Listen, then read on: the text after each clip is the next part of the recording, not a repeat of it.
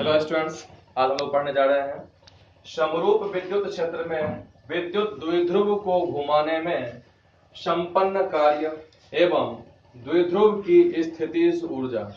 हम लोग पढ़ने जा रहे हैं समरूप विद्युत क्षेत्र में विद्युत द्विध्रुव को घुमाने में संपन्न कार्य एवं द्विध्रुव की स्थितिज ऊर्जा। देखिए, हम लोग मान लिए हैं, माना कि एक विद्युत द्विध्रुव है जिसका द्विध्रुव आघूर्ण क्या है, P बराबर Q गुना 12। यह जो है E तीव्रता के समरूप विद्युत क्षेत्र में, देखिए मैं यहाँ फिगर में दिखाया हूं, E तीव्रता के समरूप विद्युत क्षेत्र को हम लोग दिखाया है। तो एक विद्युत द्विध्रुव है जिसका द्विध्रुव आघूर्ण क्या है, P बराबर Q गुना 12 है, P बराबर Q गुना 12 है, और यह E तीव्रता के समरूप विद्युत क्षेत्र में इस प्रकार स्थित है कि द्विध्रुव की अक्ष विद्युत क्षेत्र की दिशा के साथ थीटा कोण बना रही है ना। द्विध्रुव जो है यह समरूप विद्युत क्षेत्र में इस प्रकार से रखा हुआ है कि द्विध्रुव की जो अक्ष है, अक्ष किसको बोलते हैं, तो ऋणावेश और धनावेश, यानी कि द्विध्रुव में जो ऋणावेश और धनावेश है इसको जो मिला रेखा है इसे क्या बोलते हैं, अक्ष बोलते हैं। द्विध्रुव की अक्ष क्षेत्र की दिशा के साथ, यानी कि विद्युत क्षेत्र की दिशा के साथ थीटा कोण बनाती है। इस स्थिति में द्विध्रुव पर लगने वाला बल युग्म का आघूर्ण हम लोग पहले पढ़े थे कि समरूप विद्युत क्षेत्र में यदि किसी द्विध्रुव को रखा जाए और वह द्विध्रुव का जो अक्ष है यदि क्षेत्र की दिशा के साथ थीटा कोण बनाए, तो इस स्थिति में इस द्विध्रुव पर लगने वाले बल युग्म का आघूर्ण टाउ बराबर क्या होता है, P into E into sine theta. P into E into sine theta पढ़े थे ये फॉर्मूला, टाउ बराबर P ई साइन थीटा।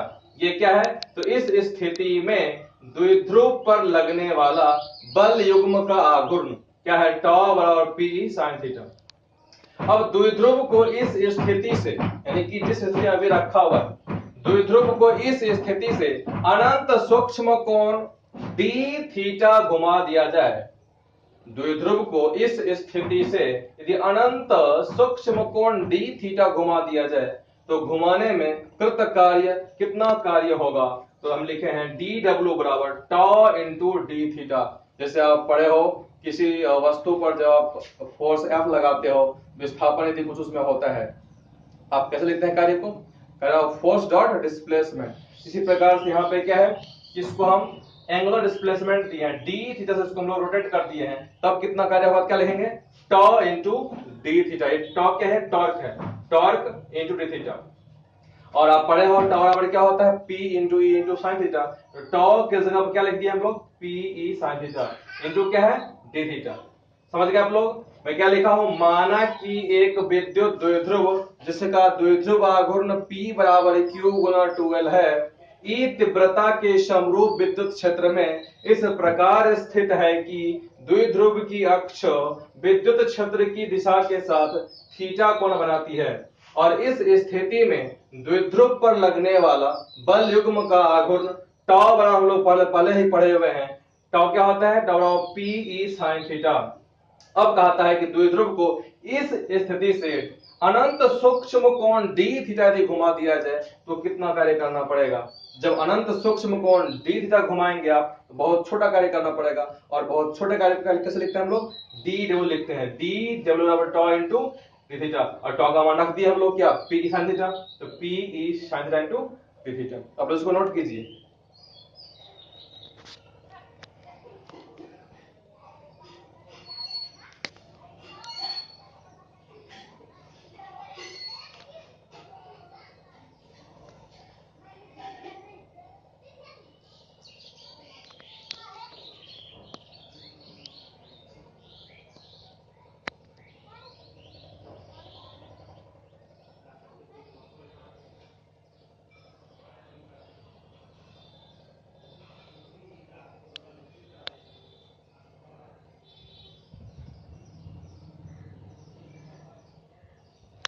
चलिए आगे बढ़ेंगे हम लोग।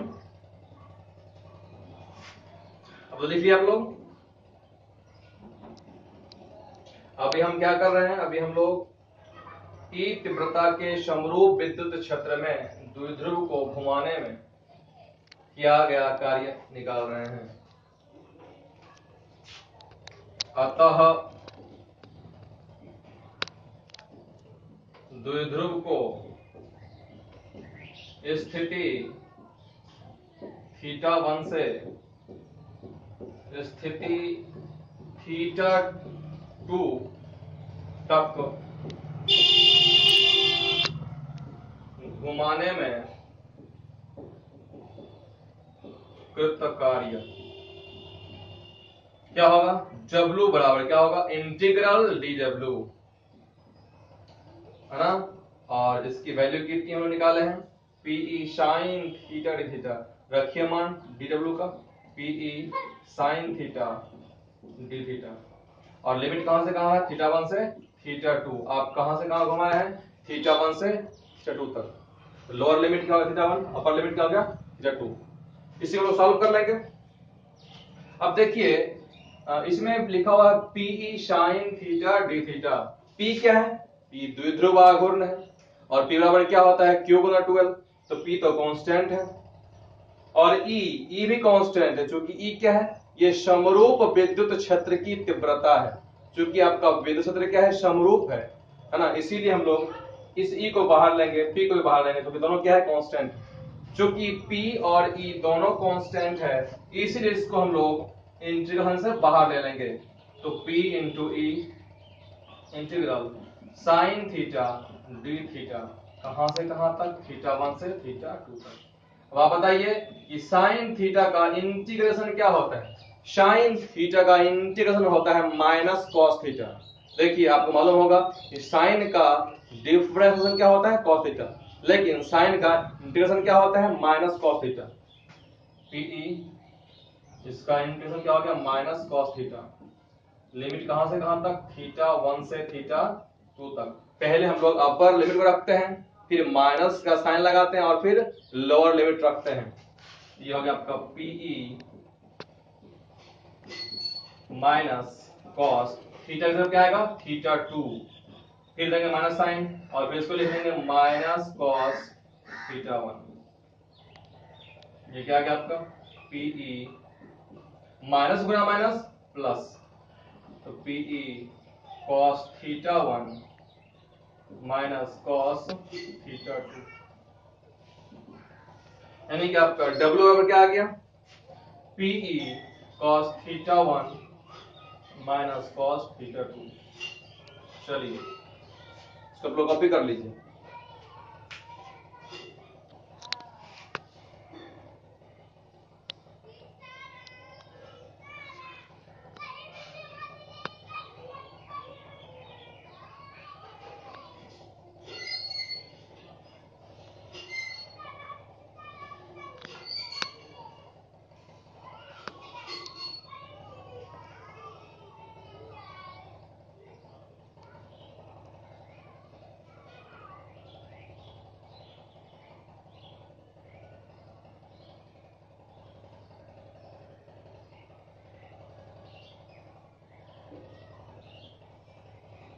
चलिए हम आगे बढ़ेंगे। अब हम लोग यहां से अब दो केस करेंगे, केस 1 केस 2, स्पेशल केस बोल सकते हैं। पहला केस हम ले रहे हैं द्विध्रुव को साम्यावस्था, द्विध्रुव को साम्यावस्था से थीटा कोण घुमाने में, थीटा कोण घुमाने में कृत कार्य, घुमाने में कृत कार्य। द्विध्रुव को साम्यावस्था से थीटा कोण घुमाने में कृत कार्य। W बराबर क्या होगा? बोलिए। साम्यावस्था का मतलब हुआ थीटा कितना? 0 डिग्री। जब ये आपका द्विध्रुव इस तरह से ऐसे आ जाएगा, थीटा क्या हो जाएगा? 0 हो जाएगा। और थीटा 0 मतलब उसे हम बोलते हैं साम्यावस्था। द्विध्रुव को साम्यावस्था से थीटा कोण घुमाने में कृत कार्य कितना होगा? हम लोग इसी फॉर्मूला से निकाल सकते हैं। θ1 की जगह पे क्या हो जाएगा? 0 डिग्री, क्योंकि आप साम्यावस्था से प्रारंभ किए। और थीटा कौन घुमा है तो थीटा टू कितना हो जाएगा, थीटा हो जाएगा। हम लोग इसी फॉर्मूला में जहां पर थीटा 1 है वहां पर क्या लिखेंगे 0 डिग्री, और जहां पे थीटा 2 है वहां पे थीटा लिख लेंगे। पीई cos 0 कितना होता है 1, तो PE into 1 minus cos theta, यानी कि आप समझ गए द्विध्रुव को साम्यावस्था से जब थीटा कोण घुमा देंगे तब कितना कार्य करना पड़ेगा, W बराबर PE into 1 minus cos theta. अब हम लोग केस 2 कर लेते हैं। केस 2, द्विध्रुव को साम्यावस्था से 180 डिग्री घुमाने में कृत कार्य, द्विध्रुव को साम्यावस्था से 180 डिग्री घुमाने में कृत कार्य W बराबर क्या होगा बताइए। तो उसी फॉर्मूला में थीटा 1 के जगह पर क्या लिखेंगे आप 0 डिग्री, क्योंकि साम्यावस्था से आप घुमा रहे हैं। थीटा क्या हो गया, थीटा 1 क्या हो गया 0 डिग्री, माइनस थीटा 2 क्या हो गया तो 180 डिग्री, तो cos 180 डिग्री, तो पीई cos 0 क्या होता है 1 और cos 180 क्या होता है, ये होता है -1, तो माइनस गुना माइनस, बोलिए माइनस गुना माइनस प्लस हो गया पीई इंटू 1 प्लस 1, 1 प्लस 1 2, क्या हो गया 2 इंटू पीई, यानी कि द्विध्रुव को साम्यावस्था से 180 डिग्री घुमाने में कृत कार्य क्या हो जाएगा 2 पीई, 2 पीई। समझ गए, नोट कीजिए इसको।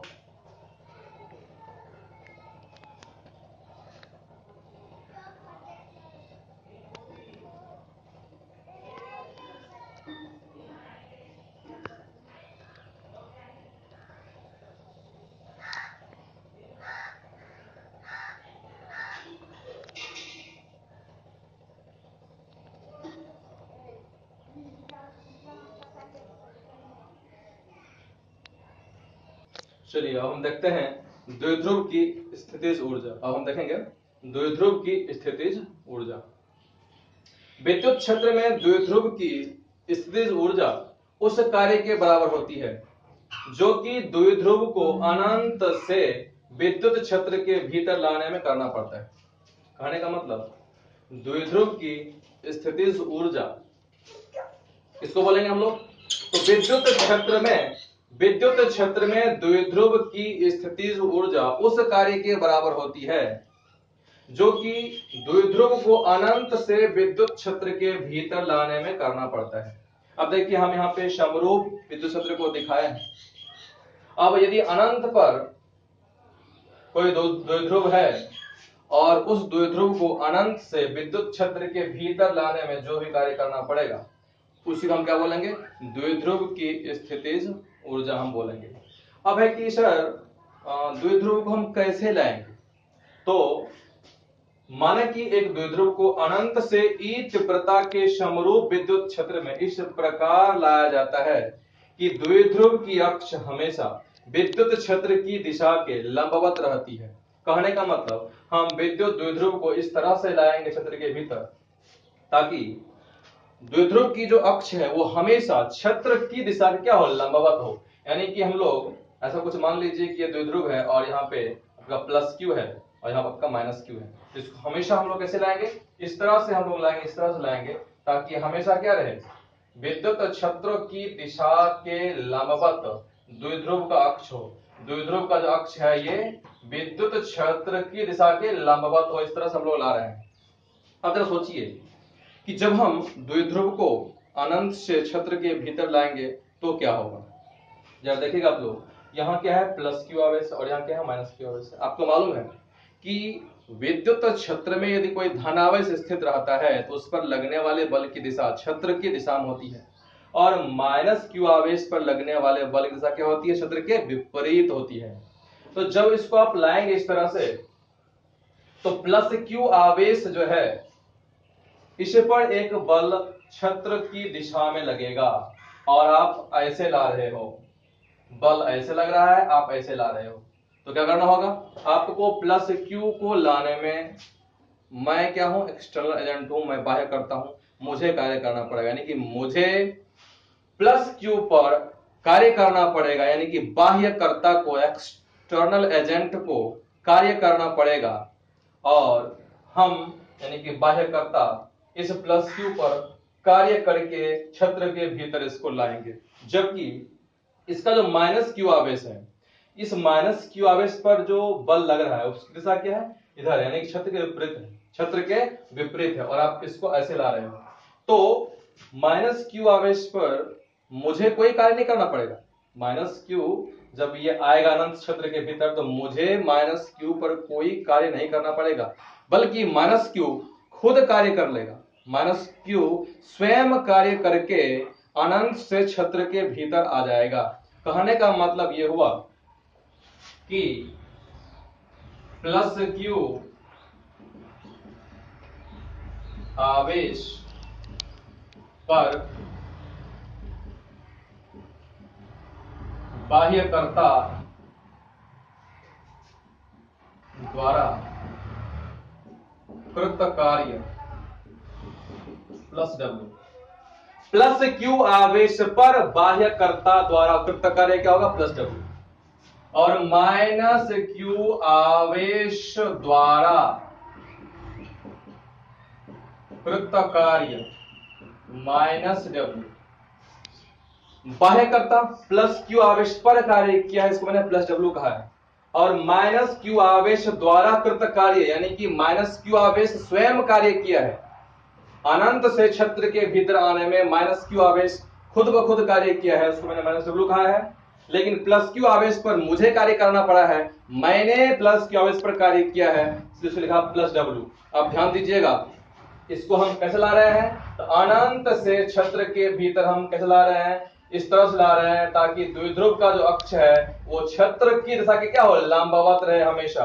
तो ऐसा जब लाएंगे हम लोग, इस तरह से लाएंगे तो क्या होगा? जितनी दूरी प्लस क्यू चलेगा उतनी ही दूरी माइनस क्यू भी चलेगा, यानी कि प्लस क्यू और माइनस क्यू दोनों के द्वारा चली गई दूरी समान होगी और दोनों पर बल का परिमाण भी क्या है? समान है। तो दोनों आवेश यानी प्लस क्यू माइनस क्यू बल का परिमाण समान है और दोनों समान दूरी चल करके आ रहा अनंत छत्र के भीतर, तो दोनों पर जो कार्य का परिमाण होगा वो क्या होगा? बराबर होगा। यानी कि कार्य का परिमाण बराबर होगा, लेकिन एक को हम प्लस बोलेंगे, एक को माइनस बोलेंगे। क्यों? क्योंकि एक कार्य एक्सटर्नल एजेंट किया है, बाह्यकर्ता किया है, मैं किया हूं, और एक कार्य ये माइनस क्यू आवेश खुद किया है, इसलिए नेट कार्य क्या हो जाएगा? देयरफॉर नेट कार्य बराबर माइनस डब्ल्यू प्लस डब्ल्यू क्या हो जाएगा? जीरो हो जाएगा। नेट कार्य क्या हो जाएगा? जीरो। इसलिए हम क्या बोलेंगे कि इस स्थिति में द्विध्रुव की स्थितिज ऊर्जा क्या हो जाएगी? शून्य हो जाएगी। ठीक है, तो द्विध्रुव की स्थितिज ऊर्जा, इसको आप लिख लीजिए, पूरा नोट कर लीजिए इसको।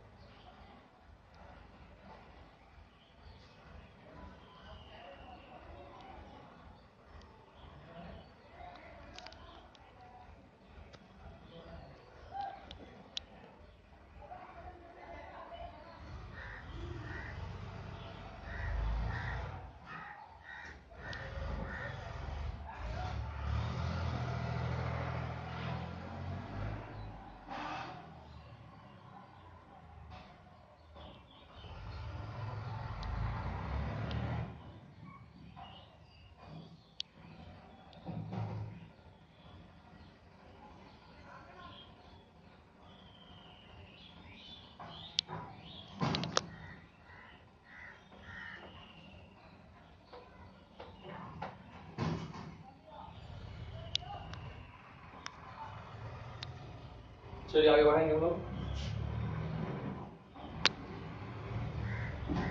क्या लिखेंगे? इसलिए इस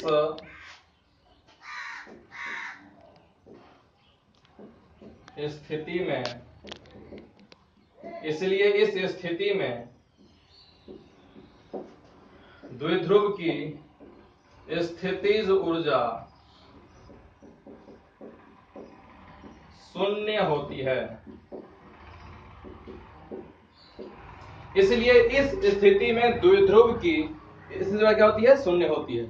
इसलिए इस स्थिति में द्विध्रुव की स्थितिज ऊर्जा शून्य होती है। इसलिए हम लोग थीटा बराबर 90 डिग्री, ये क्या है? थीटा बराबर 90 डिग्री स्थिति है। कैसे? ये अक्ष, ये आपका अक्ष है और ये क्षेत्र की दिशा है। तो क्षेत्र की दिशा के साथ ये क्या लंबवत है, एंगल क्या है? 90 डिग्री है। यहां हम क्या बोलेंगे कि अक्ष और क्षेत्र की दिशा के बीच 90 डिग्री एंगल बन रहा है। इसलिए हम बोलेंगे कि 90 डिग्री की जो स्थिति है इसी को हम क्या बोलते हैं? मानक स्थिति कहते हैं।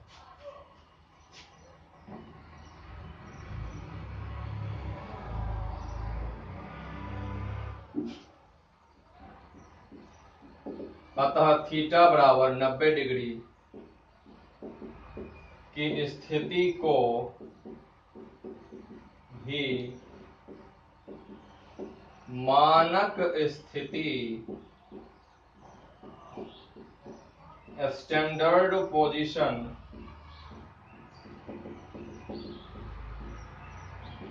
कहा जाता है,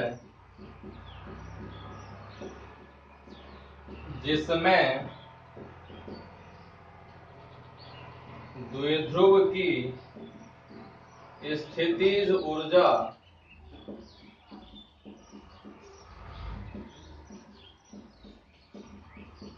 शून्य होती है। इसलिए इस स्थिति में द्विध्रुव की स्थितिज ऊर्जा शून्य होती है। अतः थीटा बराबर 90 डिग्री की स्थिति को क्या बोलते हैं? मानक स्थिति, स्टैंडर्ड पोजीशन कहते हैं, जिसमें कि द्विध्रुव की स्थितिज ऊर्जा शून्य होती है। नोट कीजिए आप लोग।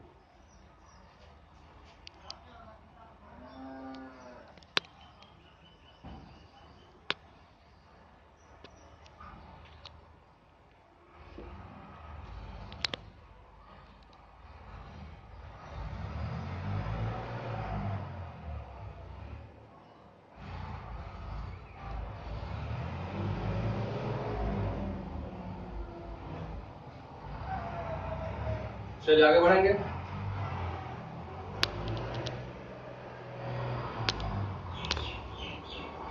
अब हम लोग इस स्थिति से द्विध्रुव को थीटा कोण यदि घुमा दें तो कितना कार्य करना पड़ेगा?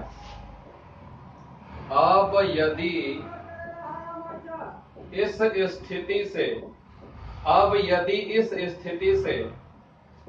थीटा कोण, अब यदि इस स्थिति से थीटा कोण घुमा दिया जाए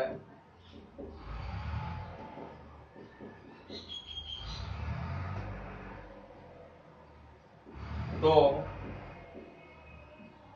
कृत कार्य, अब यदि इस स्थिति से द्विध्रुव को थीटा कोण घुमा दिया जाए, अब यदि इस स्थिति से द्विध्रुव को लिख रहा हूं, अब यदि इस स्थिति से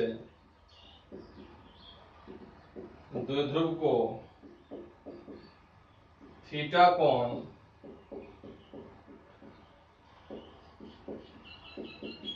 घुमा दिया जाए तो कृत कार्य क्या होगा? W बराबर क्या पढ़े हम लोग? PE cos theta 1 minus cos theta 2। cos theta 1 कितना होगा बोलिए? अब यदि इस स्थिति से, कैसी स्थिति है ये? थीटा और 90 डिग्री की स्थिति है, cos 90 हो गया माइनस, है ना? थीटा कोण घुमा दिया जाए, थीटा 2 कितना है? थीटा है। cos 90 कितना होता है बताइए? 0 होता है। ये हो गया minus PE cos theta in vector form, सदिश रूप में W बराबर क्या होता है? A vector dot B vector क्या होता है? A डॉट B क्या होता है? Mod A mod B cos theta क्या हो जाएगा? Minus P vector dot E vector. यानी कि हम बोल रहे हैं कि इस स्थिति से, यानी कि मानक स्थिति से द्विध्रुव को थीटा कोण घुमाने पर किया गया कार्य क्या हो जाएगा? चलो minus P dot E। Note कीजिए इसको।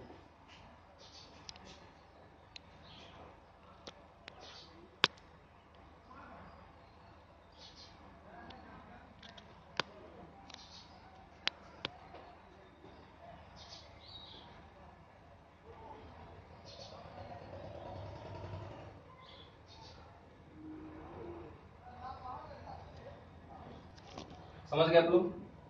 वह यही कार्य क्या है, इसी को हम क्या बोलते हैं, स्थितिज ऊर्जा, इसको यूज लिखते हैं। बराबर क्या हो गया, minus P vector dot E vector. यानी कि मानक स्थिति से जब द्विध्रुव को थीटा कोण घुमा देंगे तब कितना कार्य करना पड़ेगा, तो माइनस पी कॉस थीटा। और इस स्थिति में यानी कि मानक से थीटा कोण जब घूम गया है तब उस स्थिति में द्विध्रुव की पोटेंशियल एनर्जी क्या होगी, यू बराबर minus P vector dot E vector या माइनस पी कॉस थीटा। यानी कि द्विध्रुव मानक स्थिति से जब थीटा कोण घुमा देंगे तब इसमें जो एनर्जी स्टोर हो जाएगी वो कितनी होगी, माइनस पीई कॉस थीटा या माइनस पी डॉट ई। चलिए हम लोग अब बात करेंगे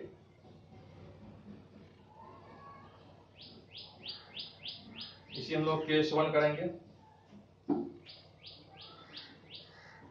केस 1 जब थीटा बराबर 0 डिग्री हो, थीटा क्या हो 0 डिग्री, यानी कि द्विध्रुव क्या हो साम्यावस्था में, तब स्थितिज ऊर्जा यू क्या होगा, minus PE cos theta. Theta कितना 0, कॉस 0, कॉस 0 कितना होता है 1, तो माइनस पीई गुना 1 क्या हो गया, माइनस पीई। इसको हम कहते हैं द्विध्रुव की अस्थाई साम्यावस्था। यह द्विध्रुव की अस्थाई साम्यावस्था,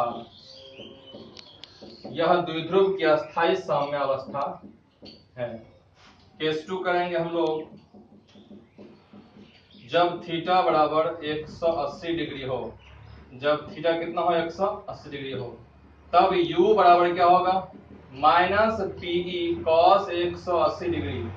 कॉस 180 कितना होता है, माइनस 1, माइनस गुना माइनस प्लस, यानी कि प्लस पीई, प्लस पीई।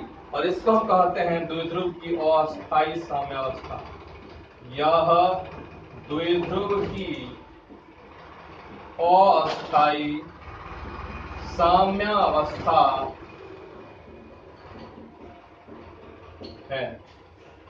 हम लोग अभी क्या पढ़े थे, हम लोग पढ़े थे u बराबर माइनस पीई कॉस थीटा। हम लोग पढ़े थे अभी u बराबर माइनस पीई कॉस थीटा, या इसी को माइनस पी डॉट ई भी लिख सकते हैं। हम लोग दो केस किए हैं। पहला केस क्या है, जब थीटा क्या हो 0 डिग्री हो। जब थीटा 0 डिग्री हो तब u बराबर क्या होगा, इसी थीटा में 0 रख दीजिए आप, माइनस पी कॉस 0 डिग्री हो गया। कॉस 0 कितना होता है, तो 1 होता है, माइनस पीई गुना 1 क्या हो गया, माइनस पी इंटू ई। इसी को हम कहते हैं यह द्विध्रुव की अस्थाई साम्यावस्था है।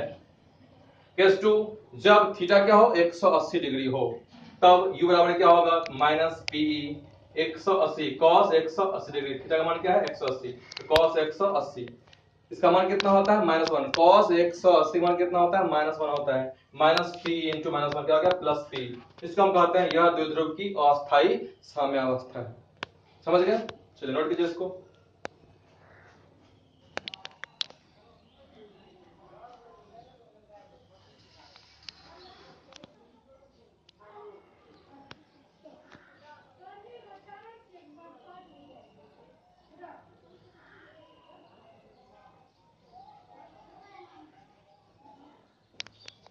आज हम इतना रखेंगे और अगले वीडियो हम आगे बढ़ेंगे।